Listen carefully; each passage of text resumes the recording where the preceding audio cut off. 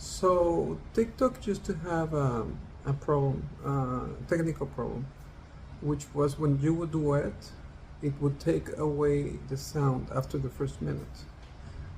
Yesterday I uploaded a movie a video from a very well-known TikToker that has, he's a very good voice for democracy.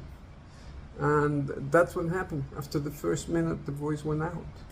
So this would stop when you would update the application, which I didn't find the way to do it. So I kind of like mixed it with this that I'm doing right now. So enjoy. I am a numbers guy, and a year ago I took everything into consideration and I predicted that Harris would win the popular vote by about 16 million votes. And then Trump won the popular vote. And that's kind of weird because Republicans hardly ever win the popular vote. And this is after Trump doing such a horrible job the first time, he lost to an unsexy pick, sleepy Joe Biden, by 7 million votes. This totally didn't add up in so many ways. He won every swing state? Really? Now we've seen all the things that don't add up, and we heard the things that Trump said. But I want to show you something else. Welcome to Miami. It's a beautiful place, and I used to live nearby.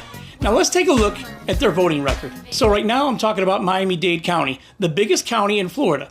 In 1988, George H.W. Bush beat Dukakis by 11.7%. George H.W. Bush did a horrible job, big tax break for the wealthy, took us in a recession, and then they voted for Clinton. Bill Clinton beat Bush by 7.6%, and 4 years later, he beat Bob Dole by 8%. In the year 2000, George W. Bush won, even though he lost that county by over 20 points to Al Gore. Quick side note, Al Gore really won that election in 2000, but Florida is shady as hell.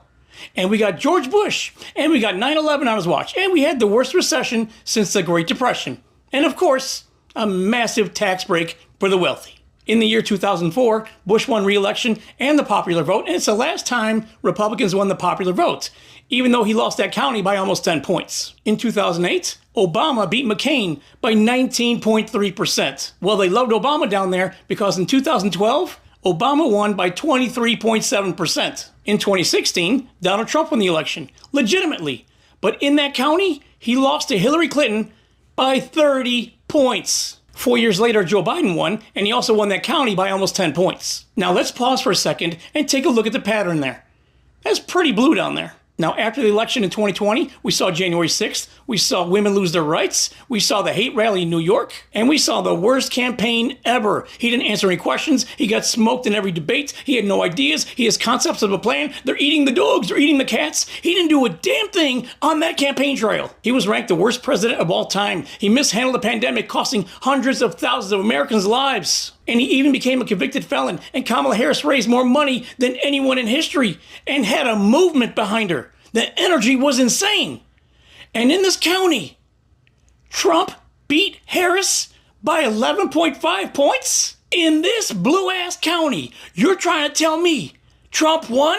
Well, according to Election Truth Alliance, Precinct 458 in Miami-Dade County had 300 registered voters and 369 votes. How do you get 123% of people to vote?